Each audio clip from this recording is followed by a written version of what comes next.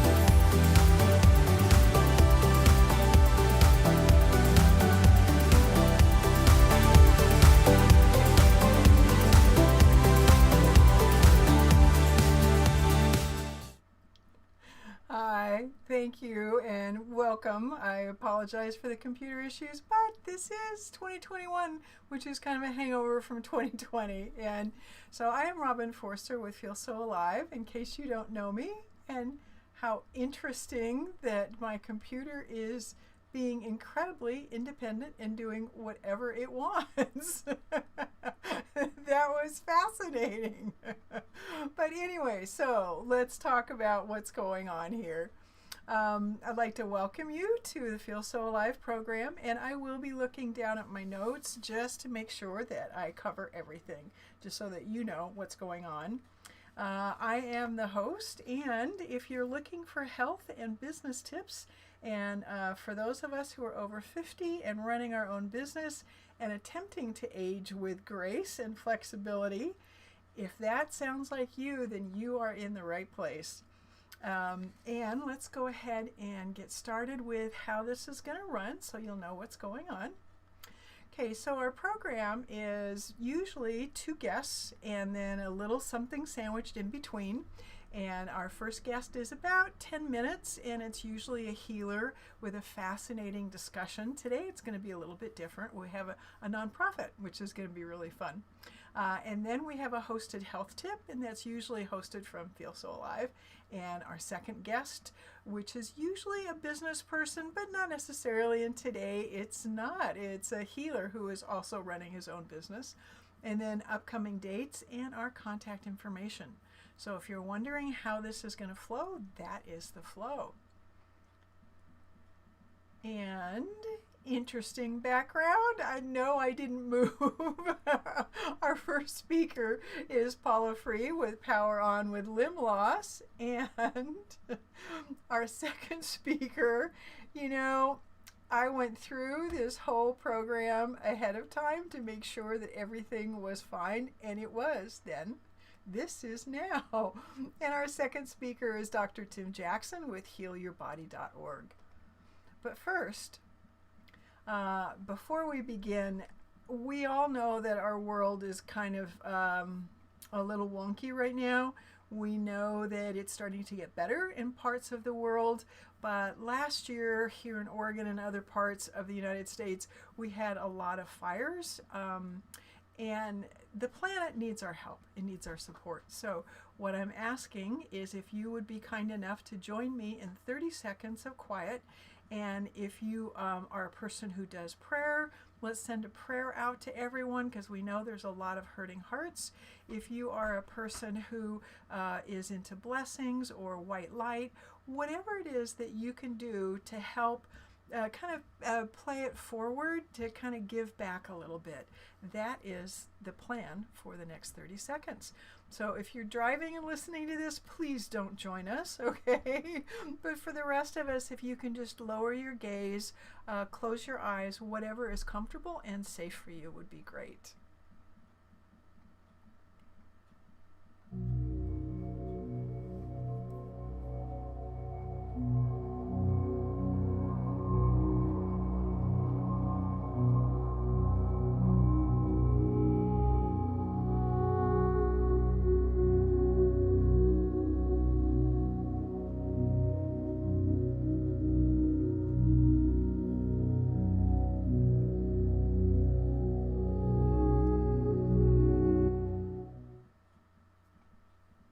Thank you very much for joining me with that. And now let's welcome our first guest. This is Paula Free with Power On with Limb Loss.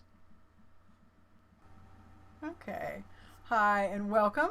I'm Robin Forster with Feel So Alive, and my guest is Paula Free. Paula, you want to say hello? Hi. How's everyone? Excellent, thanks. And we know that folks are going to be watching this on the replay, because we just go ahead and do this ahead of time, and then I pull it into the program, and that way we have less interesting things happen. So it makes life a little bit easier. This is Feel So Alive and Feel So Alive Informed, and I'm looking down at my notes because there's lots of things I want to make sure I say and the questions I'm going to ask Paula. I am a solo entrepreneur, and I'm fascinated with health and wellness, both yours, mine, and the planet, and aging gracefully. And that's what brings us to our fascinating speaker today. So I'm just going to share with you a little bit about Paula's background, and then we'll get into letting her talk about what she's got going on. So Paula is a mother of 2 adult grown children. She has owned and managed a number of beauty salons. She has also managed a developmental disabilities home, and this fit well with her home life because her son has autism. And what's funny is that Paula and I used to live down the street from each other, and our kids knew each other, and we hadn't seen each other for a bazillion years and ran into each other at a networking event. And it was like, you look so familiar. I know you. Yeah. So that was kind of fun. Anyway, so with Paula's story, since there was a gap in our history, she met her current husband about 20 years ago, and one of the things that they enjoy are motorcycle rides on their Harley. And then on a beautiful spring day, they were out riding, and they crested the top of a hill, and there was a stopped car in the middle of the road, which was a life-changing event. 7 years later, 6 surgeries later, another life-changing event. And that brings us to today. So Paula, would you like to tell us a little bit more about yourself that we didn't talk about when I was sharing your bio? Well, all of that kind of brings to my mind of the energy that I have and the fruitfulness of the several things that I've done. I've always been very creative, very energetic. And I just feel like I could rule the world at times. So as long as I don't have to spell anything, I'm great. I'm a terrible speller, but everything else I do really well. Well, you and me both, so I relate really well to that. Love spell check. Yeah, thank God. I Okay, know. so your background of managing beauty salons, owning your own salon, raising kids. I know you were a single parent there for a while, and that takes a lot of balance and skill to be. So, resiliency seems to be a word that would really fit for your life to describe. Yeah, Yeah. yeah. Yeah, that's kind of how it's sounding. So my next question is, I don't think people know what the life-changing event was, and so how you got drawn to creating this nonprofit. So would you share your story? Yes, I'd love to. Life-changing event. We crashed our motorcycle into the back of a car. Basically, as she said, 6 surgeries, 7 years passed with all body parts. And then in the seventh year, bones were softening, screws were coming out. And we made the decision to amputate my left leg below the knee. So when that happens, you go through kind of a lot of people go through depression. You feel so alone. And meeting a few other amputees enlightened me to realize that it's not that bad. And actually had it amputated twice. Pointy bones, skinny frame, that kind of stuff. So they had to round it off again. And after that, I literally took off running. So that we'll stop there.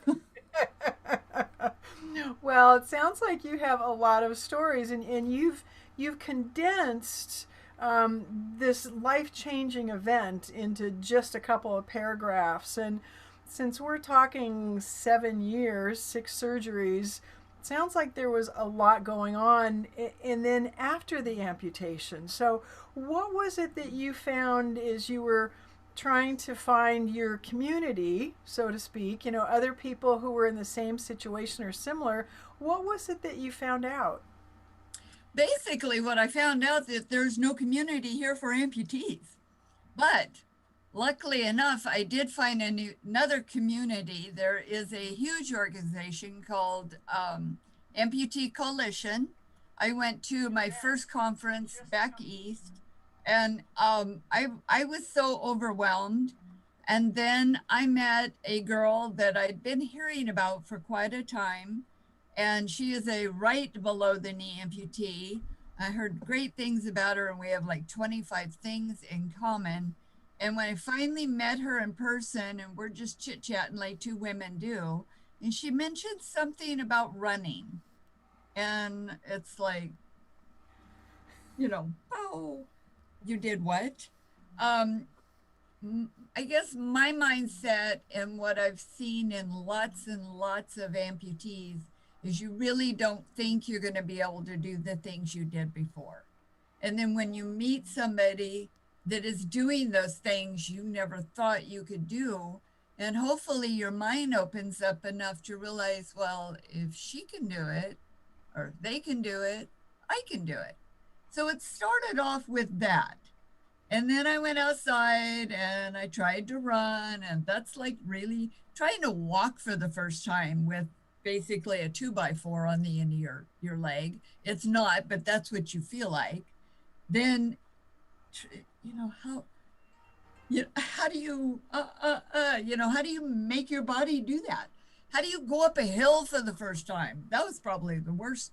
How do you go down a hill? You feel like you're just going to tip over and fall on your face. There's all those things that your mind restricts you from doing. So once you start realizing you can do that, and then what led me to this is once I learned how to do it, and this is so much fun, and I'm enlightened about myself, I just wanted to find a whole bunch of friends to go do it with me and a whole bunch of other amputees. Still not thinking of starting a nonprofit, mind you. Just wanted to find friends. So the rest was pretty much an accident. Interesting, but I like what you're saying about you met somebody, made a connection. They, like you were saying, blew your mind on, oh, there is a lot of things that you can do that you hadn't considered. Mm-hmm. The challenges of trying to actually walk, much less run, and how that was a whole new world. And so, why don't you tell us about starting the nonprofit? And we should let people know that we are in Eugene, Oregon, because this story may be a little different on the East Coast, like you were saying that you went to the convention and met a lot of other people. So tell us about this nonprofit and what that's all about. So basically, as I mentioned a minute ago, is I wanted to find friends to go run with me, to go play, second childhood maybe. It started with just running, then it went to rock wall climbing, it went to hiking, and it's like, wow, that amputee over there can ride a bike. I bet I can do that too. Now I have a bike, it just grew and grew and grew.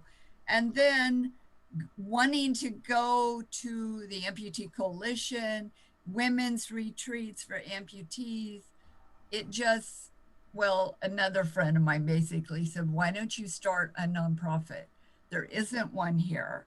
And, we looked, we searched, communicating with doctors, they don't do referrals. So lo and behold, I started the nonprofit.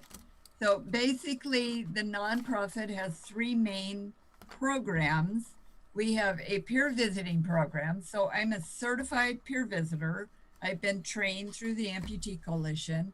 Now I'm the trainer, so I train other peer visitors. And with that being said, our biggest goal right now is to enlighten all the medical professionals out there that do from everything from PTs to OTs to chiropractors to orthopedic surgeons, vascular surgeons. I could go on, but you get it.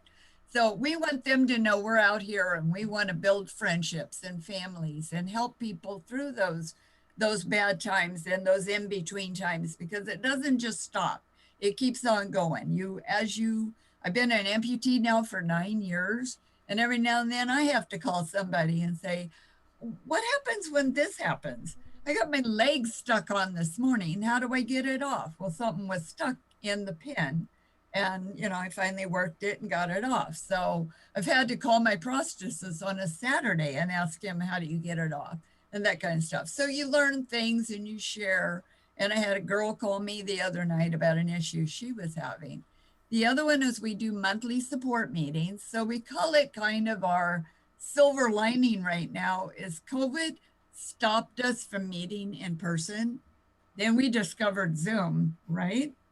Now we meet on Zoom, but when I meet, I have friends from Texas and Arkansas and New Hampshire, Pismo Beach, California, Sacramento, here in Eugene and Springfield, Corvallis. So it's made it, excuse me, kind of nice, because when you have the in-person meetings, some of those people can't drive yet. So now they can pop into a Zoom meeting. And my most favorite thing is our activities and conferences.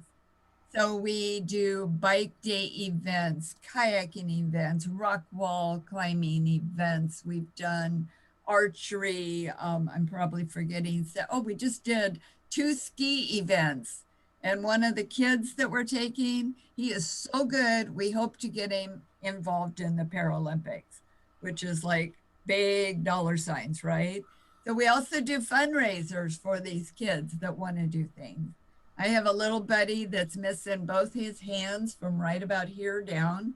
He was born that way. And in fact, we took him skiing. He did this kid can do anything you put in front of him. Open a bottle and he doesn't have hands. He knows how to open a bottle. It's just, he plays the drums. So we did a fundraiser, got him prosthetics, and he plays the drums now with prosthetics, which before he just used little Nike bands and did the best he could do. He also can shoot a bow.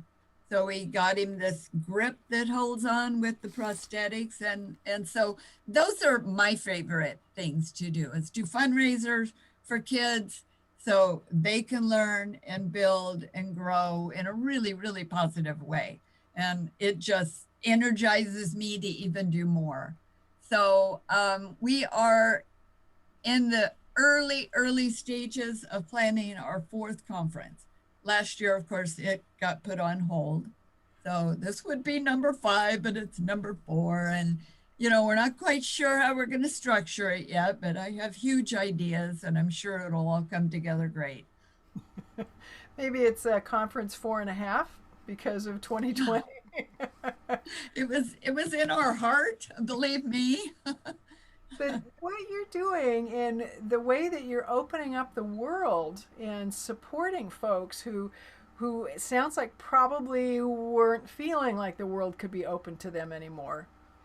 It's fascinating that you're able to do that and to share that, and especially to have that in the Eugene, Oregon area where we are. It sounds like you have really filled a huge gap that was here. Do you have a website? How do people get in touch with you? I'm on social media. I'm on Instagram, Power On with Limb Loss, Power On with Limb Loss on Facebook, www.poweronwithlimloss.com.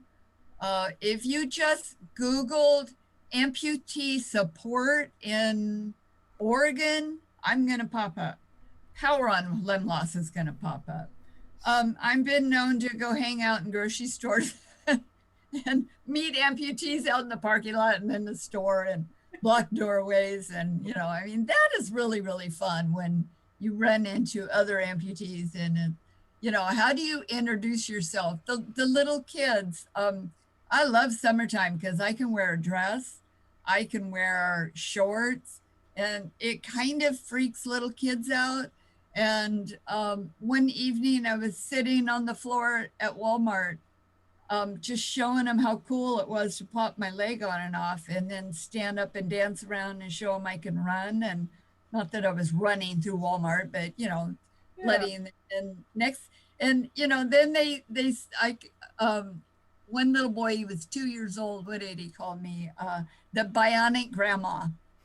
So, I thought, well, I need to have t-shirts made saying that, right? But I love yeah, it. bionic superhero, I don't know, it's just all fun. But I would rather say I'm paying it forward and developing a family and a community for people. My husband's yelling at me. People to help me and me to help other people, and makes it kind of fun. Neat. Well, I know that you have to go because you have another commitment, and so I'm watching the clock, and I'm guessing that's why your husband is hollering for you, is because Yeah, you guys need to leave. yeah, yeah. So I just wanted to thank you very much for your Thank you. time. This has been great. Yeah, thank you, Robin. We'll talk soon.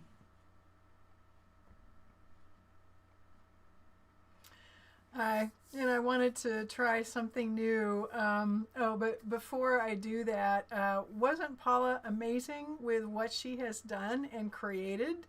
And she's had almost no funding. I mean, you should go to her website and just see what's going on. There's a group like this in your area. Maybe there's not. Maybe you need to start a group like this in your area. But the thing I wanted to share today for our health tip is I was camping over the weekend and had a chance to actually sit down and finish this book that I started. And it's called Smart Self Care, as I hope you can see, by Elizabeth, and I'm going to pronounce her last name awfully, Barber. Um, it was an amazing book. It was exactly what I needed. For example, part of what she talks about is not only strategies. I was hoping it was going to come up on my iPad and you could see it, but that's not happening. So, um, what's nice is that each chapter, like she said, there's 20 lessons, and they really are lessons more than they are chapters. And she not only gives us suggestions on how to take care of ourselves, which is awesome because I think that I know and then I forget, and so I need somebody to kind of remind me to put it back in my head. But she takes it even farther and she gives us journal prompts and talks about our morning routine and setting up an altar and things to nourish our souls and to nourish us, because it's so easy, I think, especially in this day and age, not to do all the self-care that we really are craving. So I would like to suggest, if you haven't already, it's a pretty quick read. I'm looking forward to going back through it and being able to do the exercises because they just looked so wonderful and quick, which is always good. And the journal prompts, I'm really trying to journal and it's not happening. So I'm hoping that by going back through her book, and it's a short book, which is really nice. But I just wanted to share this with you to plant the seed if you're looking for something or feel like something's missing and you're not sure what, to go look at her book and to read through it because I really enjoyed it. And oh, and there is my iPad, and there, I'm sure that you can't really see that. Let me see if I can pull this over. Nope, I can't. Learning curve on my part. But anyway, I was going to take you through one of the chapters, just a couple of pages, so that you could see what it's like in her writing style. And she is amazing. I've interviewed her before, and she's a shaman among other things. A delightful, delightful person. I really enjoyed it. Okay, so let's go now to introducing our next speaker, and that is Dr. Tim Jackson. And let's go ahead and get right into the interview. Hi, I'm Robin Forster with Feel So Alive and Feel So Alive Informed. And I'll be looking down at my notes just so you know. I'm really excited about the person that I'm going to be interviewing, and I want to tell you a little bit about him. But first, I'd like to thank you for joining us either live or on the replay, and to let you know that I'm a solo entrepreneur and I'm fascinated with health and wellness, both yours, mine, and our planet's, and also aging gracefully. So let's go ahead and get into it with our speaker. The person today that I am interviewing, I think you're going to enjoy this.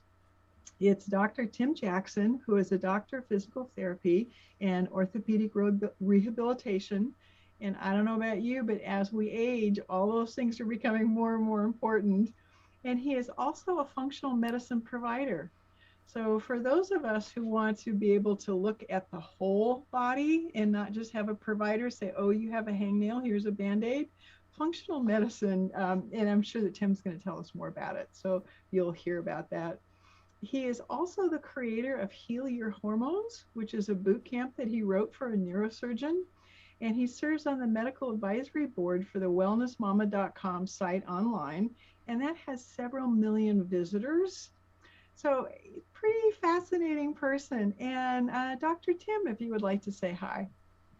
Yeah, hello everyone. Thanks for having me, Robin. I look forward to chatting and giving some helpful, actionable tips. Excellent, because that's exactly what we like, is things that we can take home and try and find that, oh, it works and it's quick and it's free. And then we'll make sure that we put your links and information at the end so that when people go, oh, I need to know more about this, how do I do that? They'll be able to get in touch with you. Sure. Okay, good. Okay, so the first question is, tell us a little bit about yourself.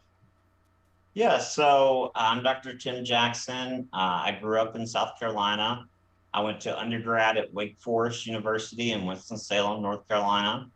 And it's a very prestigious academic university. I was pre-med, and I did very well academically.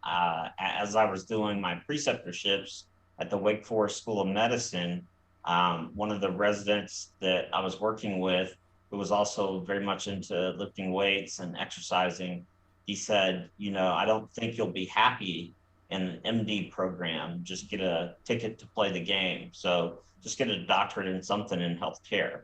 And so I got my doctorate in physical therapy and orthopedic rehabilitation from the Medical University of South Carolina. But I knew all along that I wanted to incorporate nutrition and eventually functional lab testing. And since 2013, I have had my own virtual telehealth practice. My website's healyourbody.org. I've been featured on over 10 summits in the Huffington Post, the Bulletproof Executive Podcast, and Ben Greenfield Fitness. Now, interesting. I just found Ben Greenfield the other day, through. Someone else was saying something, and so I was kind of checking him out. I used to do sprint triathlons and was just getting ready for Olympic level triathlons, and then life happened, work changed. So the whole sports thing, and I've run marathons, half marathons. So very fascinated with sports and health and those kinds of things. So it's good to have a sense of your background. So I appreciate that. Yeah. And tell us, how did you get drawn into this line of work, healing? Not just the professional PhD part of it, but what was it that was drawing you to that? I knew that I always had an instinct, starting in undergrad, that I wanted to incorporate nutrition and exercise. And then I had some health complications when I was a senior in undergrad, and that delayed me matriculating into a doctorate program. And so traditional medicine didn't really have any answers. And I had candida, heavy metal toxicity, the typical presentation, where there's never just one sign or symptom or one cause or two causes. That pushed me even further into learning more about functional medicine and root cause healthcare and how to lift biochemical blocks and optimize the body so it can do what it was designed to do.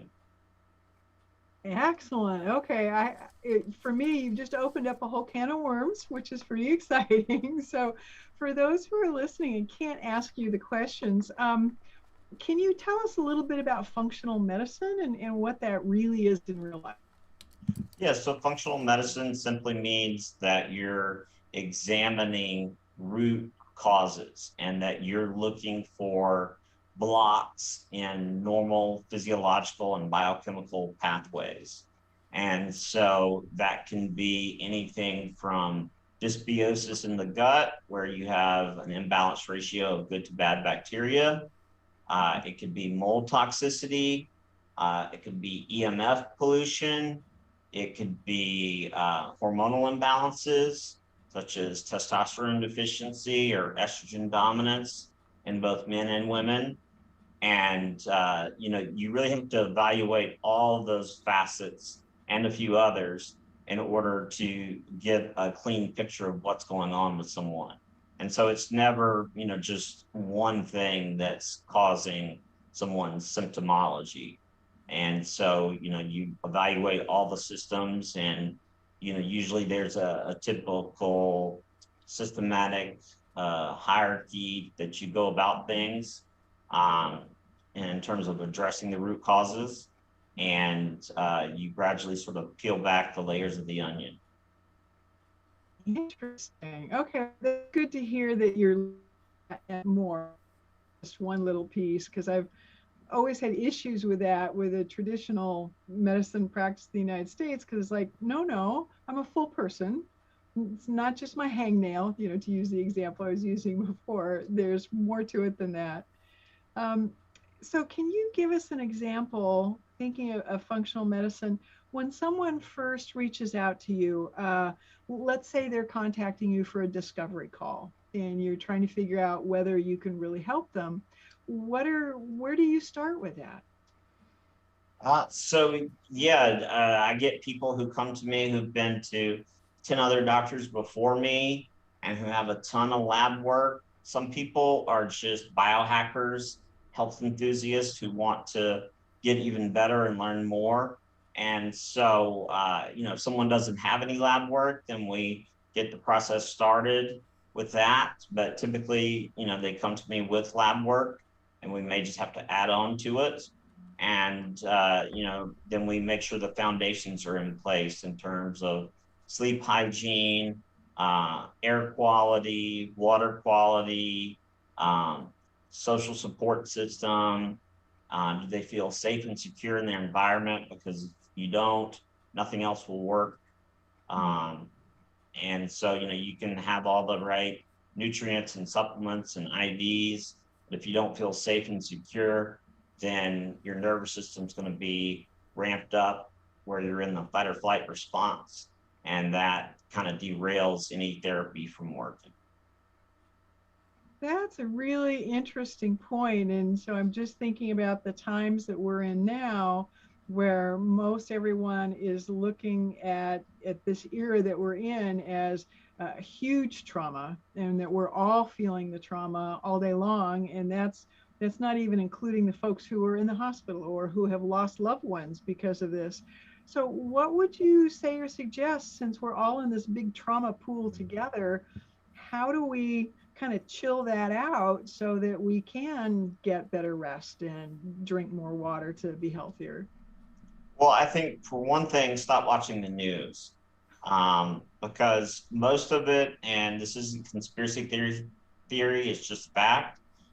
You know, in most other countries, it's illegal for pharmaceutical companies to advertise directly to consumers. But here in America, you know, you can't watch any TV show or movie without there being commercials of that nature. And the typical news cycle, you know, it's going to put you in that fight or flight response and further exacerbate your stress. And so they're preying on people's fear. And when the fear portion of your brain, the emotional response portion with the amygdala and the other structures that interpret and process emotions, when that's active, your frontal cortex won't be active. And that prevents you from thinking rationally. And so they intentionally do that. I mean, they're very smart in that they do that to put you in that fear mongered state where you're not thinking clearly. And so, you know, getting away from traditional news, you know, that would be a huge tip right there. And then two, you know, get outside as much as possible. So direct sunlight, 30 minutes in the morning, 30 minutes in the evening on as much surface area of your body as possible, and walking barefoot. So grounding or earthing adds electrons to our bodies. And when you add electrons, it calms down inflammation. Oh, interesting. I didn't know about the electrons. That's interesting. I'm taking notes is why I'm looking down, because it's like, oh, yes, I need to remember this. And I've heard about walking barefoot before, and how important that is. And I have to admit, I don't really do that. I've been trying to figure out how to make that work with where I live and my yard. And I'm in Oregon, as we were chatting before, and you're in South Carolina. And here it rains about 9-10 months out of the year. So it's a little different with sunshine and dry earth. But I'm going to work on that one because that's important. And Yeah, definitely. yeah, we just have about a minute or two left. And were there some tips or suggestions, some takeaways that people could try right away? Yeah, and so one thing that's completely free, you just need a bowl big enough to hold your head, and you're gonna put cold water, a mixture of cold water and ice, and you want the temperature to be between 38 degrees Fahrenheit and no higher than 45 degrees Fahrenheit. And you're gonna hold your breath and dunk your face into the water. Ooh. And this stimulates something called the diver's reflex. So studies done on divers who are doing free dives without oxygen tanks, they can hold their breath longer, you know, when they're underwater in cold water because of this diver's reflex. Now you can take breaks, so you know, gradually build up your endurance, but when you initially dunk your face into the cold water and ice, you know, you can hold it for 25, 30 seconds and then come up and, you know, take a 8 to 10 second break, then dunk your face again, and, you know, do that for 5 to 6 times, you know, every morning. And that helps to activate something called the vagus nerve. Oh, great. And the vagus nerve is associated with our parasympathetic nervous system. And that's the part of our nervous system that we refer to as the rest and digest, or the feed and breed. And so that's where all your healing and recovery and regeneration occur. And so, you can think of the parasympathetic nervous system as sort of the brakes for the body, and the sympathetic or fight or flight nervous system as the gas pedal. And so the cold face plunger, which is part of the parasympathetic nervous system, and when you activate that, it calms down inflammation, it improves blood flow to the brain, and it improves mood. Interesting. Okay, I'm watching the clock and just going, oh no, this is getting really good and we're running out of time. But one of the things I'm real fascinated about the vagus nerve, something that's kind of become more popular or more well-known recently, is that I have trigeminal neuralgia. And so the vagus nerve is something I'm really wanting to learn a lot about. And a friend that I interviewed a while ago, we were talking about the vagus nerve, and I always thought that we didn't want to activate it, but she was saying, no, we do want to stimulate it because that calms it down. Yeah, so when you stimulate, it activates something called the anti-inflammatory reflex. So that we actually have a reflex that controls inflammation, but certain medications, deficiencies in acetylcholine, which is a neurotransmitter, can all lead to decreased activation of the vagus nerve. And so your vagus nerve controls all your internal organs, and it's called the wandering nerve. And so when it's not activated, your digestion is going to suffer, your production of digestive enzymes, bile, stomach acid going to suffer, hormonal production will suffer. Huh, that's fascinating. We may have to do a whole session just on the vagus nerve because Yeah. More Definitely. than 30 seconds, I can tell. Yeah. But I'm looking at the time, and we've already overstayed our welcome, and appreciate you being so kind to give us all this time. One short little must say, if you need to, and I will include your website and everything in the show notes. Yeah. So one thing I like to tell people is that if you're unwell or you're dealing with health challenges, it's pretty much impossible to get well in the same environment in which you became sick. Mm-hmm. And so your environment plays a huge role, and that's not just the physical and structural environment, but the people you surround yourself with as well. And I'm guessing that you would also include mindset too. Oh, yeah, of course. Yeah, because if you're feeling crabby and thinking crabby, you're going to stay your body telling you that it's crabby. Right. Absolutely. Well, excellent, Dr. Tim. I'm going to end this recording. This has been fabulous. Okay. Thanks for having me, Robin.